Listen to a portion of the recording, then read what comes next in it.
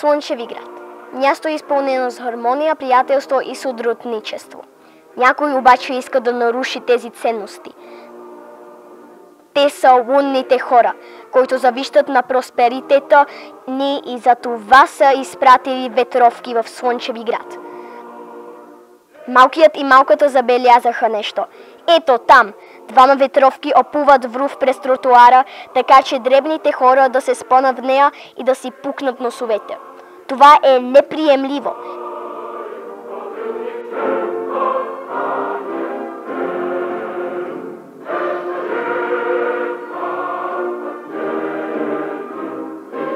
Тук можете да видите наследките на вълненията от вътроплашите. А други пускат останалите зрители в мъркух. Какво правят лунните хора? Те искат да дестабилизират и разрушат красивата атмосфера на Слънчеви град, да разроят зрителите и да опозират ценностите ни.